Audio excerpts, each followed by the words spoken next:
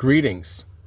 Today I'd like to talk about people who say they are spiritual but not religious, that actually have grown tired of people who would consider themselves to be religious, maybe even people who go to church, maybe because of the way they have been treated in the past by people who go to church, people who act very religious.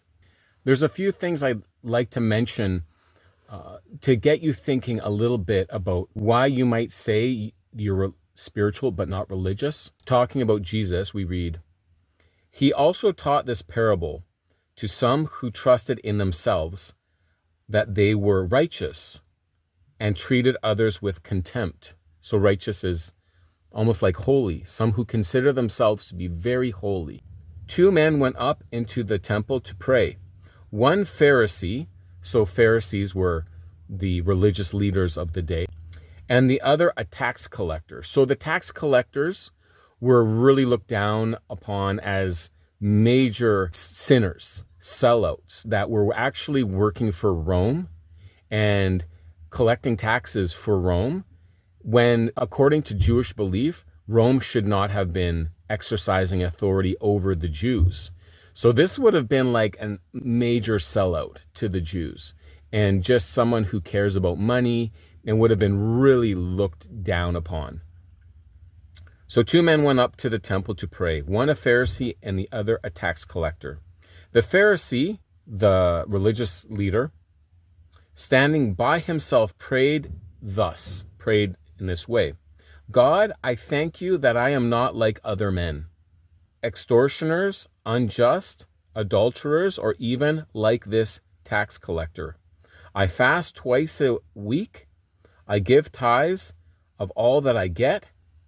But the tax collector, standing far off, would not even lift his eyes to heaven, but beat his chest, saying, "God, be merciful of me, a sinner." I tell you, this man went down to his house justified, or forgiven by God, rather than the other. For everyone who exalts himself will be humbled, but the one who humbles himself will be exalted. I'm reading this because frequently people who say they are spiritual but not religious, the reason they tell us that they don't feel like God would have them religiously follow his laws or a written text or go to church, they normally say, look, when I die, find myself before God, God will know that I'm basically a good person. I'm not a murderer. I don't steal from anyone. Maybe I only stole a pencil from school when I was young, but I'm not a thief. I'm not a drug dealer or anything like this. Here we see Jesus marking a difference between someone who's very religious, the Pharisee, and the tax collector, someone who is looked down upon by the religious people of Jesus's day. And notice what the Pharisee said: "I thank God that I am not like other men. I'm not like extortioners, adulterers, and I'm not like this tax collector." Do you notice that the religious spirit actually says, the reason I'm okay with God is because I'm better? It could be that you are religious, but don't realize it. Now, there's a misconception that people have when they think about Christians, that Christians think they're better. Now, it is true. If you go to a lot of churches, and I think a lot of us, even us Christians, have had this kind of experience. We, at least even myself, when I first came into the church, my attitude of myself was that more like the tax collector. Like, let's seek God. I hope God will accept me, even though I've done so many bad things. I didn't have anyone pushing me away from the church, but I was conscious that there might be people in the church that if they knew about things that I had done, they might reject me. So I understand the attitude that people might have, that they don't want to go to a church. They don't want to be judged. I get that.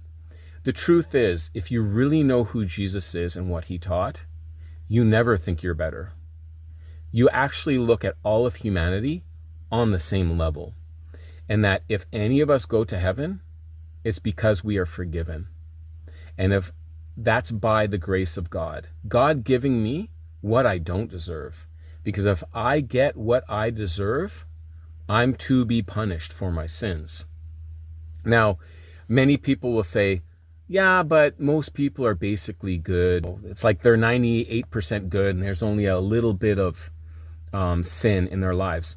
Actually, because the Bible tells us that God made us to be like him, to be his children originally, but we all have sinned in our own hearts. Because God created us to do good, the small percentage where you don't do good, that's the problem. And the good that's in your heart, if you're a father or a mother, to do good to your children, or even have compassion on someone you see, a poor person that needs help or needs some food, and you're moved to give that to them, that has been given to you by God. The problem is when you don't do that.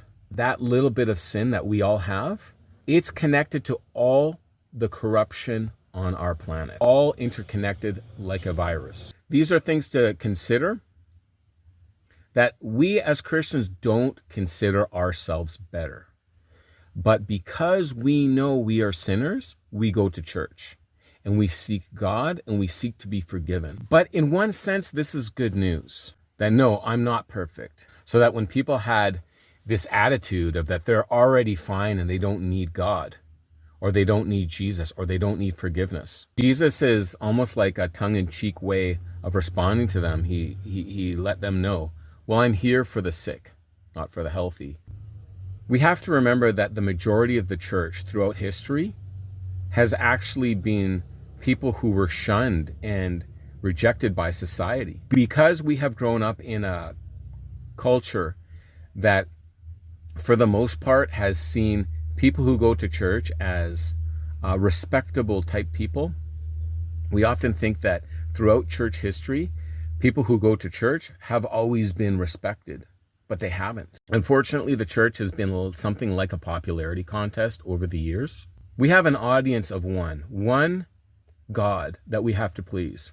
The true church, Jesus said, where two of you are gathered, there I am in the midst of you. Consider this an invitation to know Jesus Christ, God who has manifested himself through Jesus Christ to teach you who he is, how to live, and give you forgiveness. See you in the next one.